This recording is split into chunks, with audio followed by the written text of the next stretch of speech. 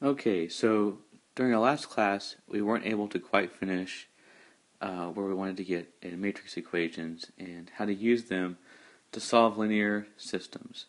So the first part of this lesson, in 7.3 on page 590, is to learn how to multiply matrices.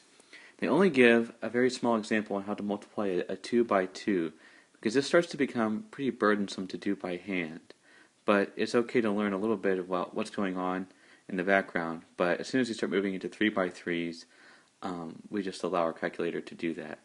And your book follows some pretty basic step-by-step methods to punch this into your calculator and to solve it. So look at your book. Again, I always recommend Wolfram Alpha. That's like my favorite site to do these things. But we're going to look a little bit at matrix multiplication, and then we're going to see how we can use that to solve a system of equations.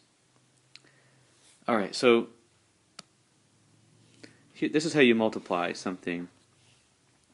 Typically, whenever you have just a 2 by 2, it's pretty straightforward. It's kind of something you have to memorize.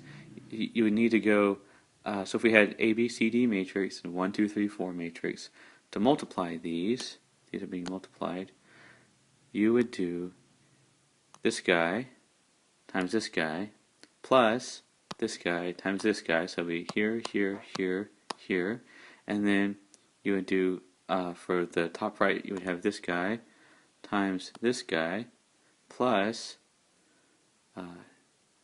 wait, I did it wrong. You have this guy times this guy plus this guy times this guy, and then for the bottom left, of course, here times here plus here times here, and then bottom right, it would be here times here plus here times here. Now this part isn't so important because we've actually got the way that these multiply together, again, like I said, in most computer programs. So what really is important is the inverse, because once we know the inverse, we can multiply matrices together and cancel out a matrix. And you might be asking yourself why that's so important. Well, I'm going to show you, but what it ends up being is something very simple. The idea being, like, whenever we want to isolate a variable, we can isolate an entire column of variables. And so just in the way that we could use Gauss-Jordan elimination to come up with a column of variables in matrix form, this will be an even faster way to come up with the answer to 3 variables if you have a 3 by 3 matrix. So let's look at the inverse, and then we're going to use that to solve for a system of equations. So let's start with what is the inverse of a matrix. The inverse of a matrix is a lot like the inverse of a variable or a coefficient as far as when you're trying to find if you're trying to find a variable matrix or coefficient matrix. So let's talk about what we would be doing if we had just a normal equation and we're trying to find a variable. So if we had 5x is equal to 5, then we'd multiply both sides by the inverse of 5 in order to isolate x. So we'd multiply 1 over 5 here, and then 1 over 5 here. And this would cancel, and this would equal to 1. So x would equal 1. Now what we did is we multiplied both sides by the inverse of 5, which can also be written like this. And this is actually how we're going to notate a matrix. Okay, and so we didn't actually get rid of the 5 when we multiplied it by its inverse. What we got was 5 to the negative 1 times 5 equaled 1. And so whenever we, on the left-hand side, when we isolated x, we didn't end up with nothing. We actually had 1x is equal to 1. But 1x is the same as x, right? So we didn't say it. We just said x equals 1. We didn't need to have this 1 sitting here. It's implied. And so that's really what happens whenever you use an inverse matrix and multiply it by itself. So let's look at a good example. Let's start with variables, and then we'll move into an actual physical example. So if we had a matrix A multiplied by a matrix X is equal to a matrix B, then if we wanted to isolate matrix X, we could multiply the inverse of matrix A by both sides, and we would get X is equal to A to the negative 1 B. But these don't just cancel out. It would be left with an identity matrix. And an identity matrix, depending upon how big your matrix is just ones down the diagonal, running from top left to bottom right. So if A had been a 3 by 3 matrix, the identity matrix of A, I'm going to put I sub A, would look something like this. 1, 1, 1, where we would have zeros everywhere else. This should look familiar. That's exactly what we're trying to get during the Gauss-Jordan elimination. We're essentially creating an identity matrix. So an identity matrix of anything always looks like this. And the point of an identity matrix is it acts like the number 1 when we're dealing with regular equations.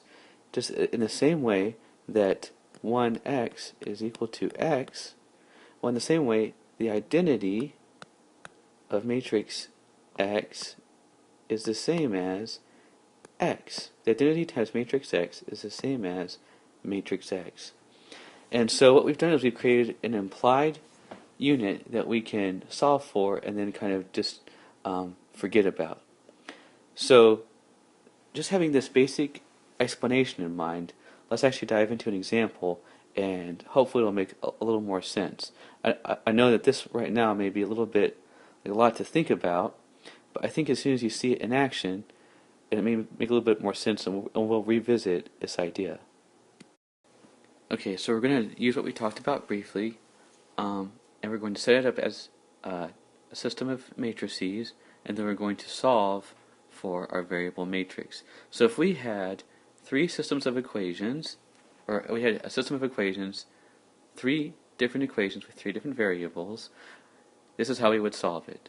First, we would set it up into a matrix. Well, first we'd put it into standard form, which in this case is already done for us. And then we would take the standard form and apply it to a matrix. And what we'd do is we would have our first matrix here would be, we had 1x plus 4y minus 1z, so this becomes just a 1, this becomes just a 1, a 4, and a negative 1. And then for our second row, we had 2x plus 5y minus 3z, so now this becomes 2, 5, negative 3. Our third row was 8x plus y minus 2z, so it just becomes 8, 1, and negative 2. I hope you see the pattern there. And so having separated those out, then we create a variable matrix, which is a 3 by 1, and just we have our x, y, and z values. And what you would see is that if we multiplied these two matrices back together, we would end up back with 1x, 4y, negative 1z, 2x, 5y, negative 3z, 8x, 1y, negative 2z. So if we multiply these two together, we'd end up back with our original left-hand side of the equation. So that's how we got from here to here. Your book kind of skips that step, and I don't think it's so important to understand. I think it's more important to understand the method for right now more than the theory. Okay, so now we have matrix A, matrix X, which is our variable matrix, and then matrix B. So matrix A and matrix B are both coefficient matrices, and matrix X is a variable matrix. So we can set up our equation something like this. Matrix A times matrix X is equal to matrix B.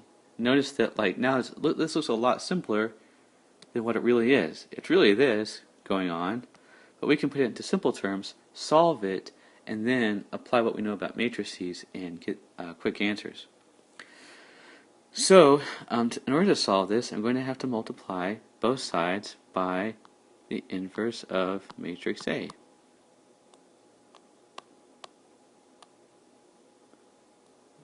That's not too clear there. There we go. And what happens is an inverse times a matrix becomes an identity matrix. So now we have identity matrix I times X is equal to A to the negative 1 B. Remember that IX is the same as just X, so now we have matrix X is equal to A to the negative 1 B. Now, something we're not going to go into is how to find the inverse of a 3 by 3 matrix. Your book shows you how to find the inverse of a 2 by 2 matrix. I'm not going to go into that either. If you want to see the inverse of a 2 by 2 matrix, look at page 593. The one thing your book does make clear is that when we start getting into big matrices like these, we're going to use a computer or a calculator. And so your book shows you in example 3 how we would solve these matrices using your calculator. And so we would input matrix A into your calculator, and then you would save it as matrix A. You would input matrix B into your calculator and save that as matrix B, and then you would multiply A negative 1 times B, and that would give you matrix X. And knowing matrix X, what it would do is result in, so if we were to rewrite this as the matrices, then we would get our XYZ matrix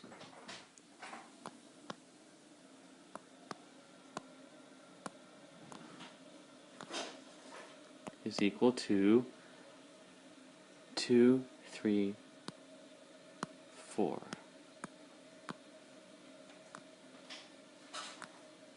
Kind of ran out of space there.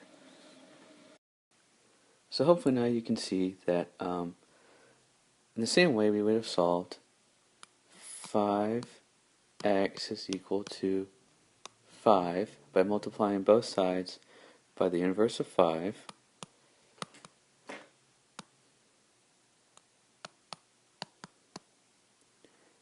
And ending up with x equals 1. Now hopefully you can see that if we have two matrices, well, we set up a system of equations so that it looks like two matrices.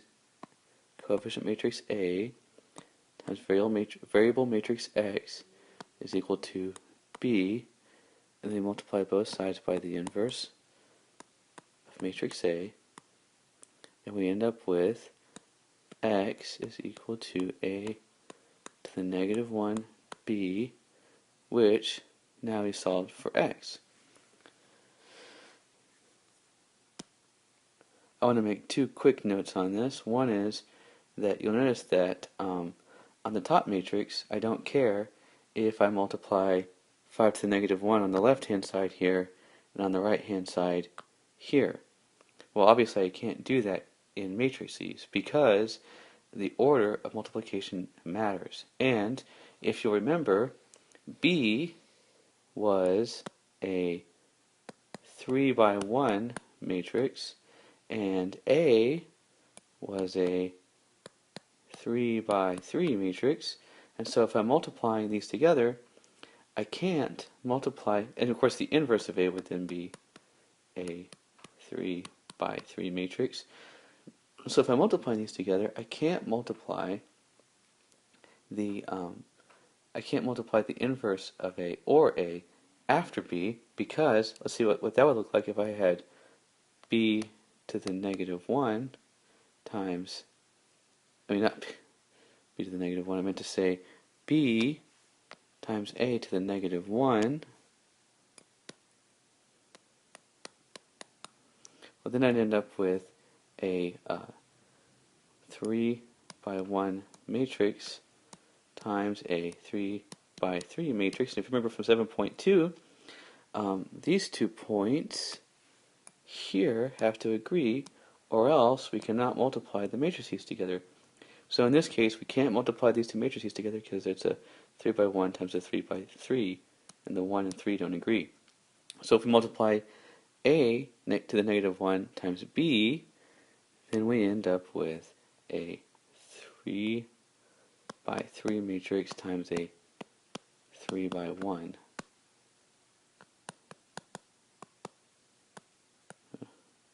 So, yep, that's why we multiply it in that order. That's very important, and if you're going to enter it into your calculator, that's the way you would enter it too.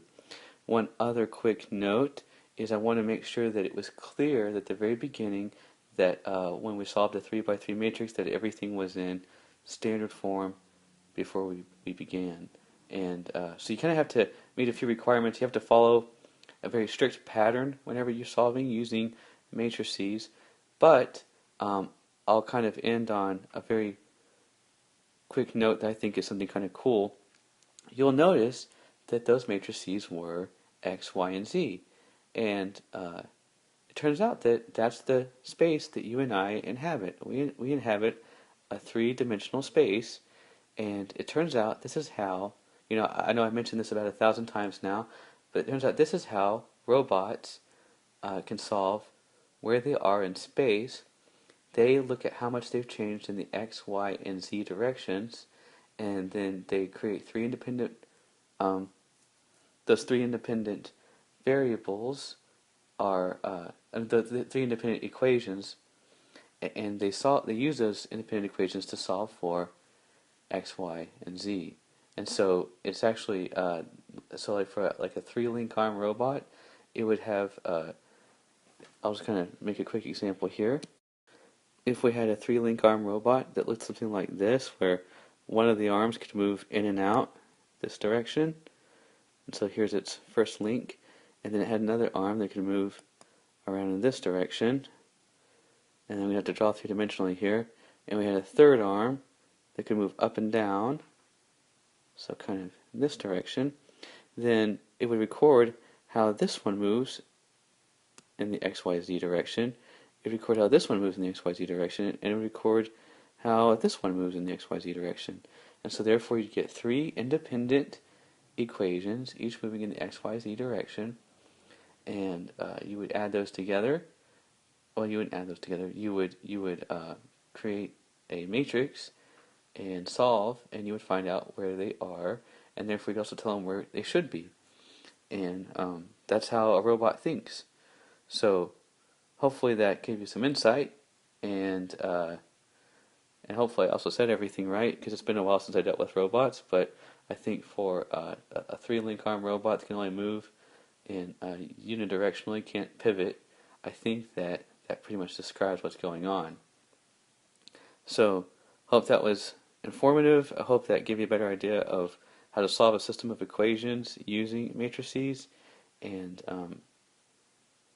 how effective it is, and kind of what the idea behind it is. Alright, thanks.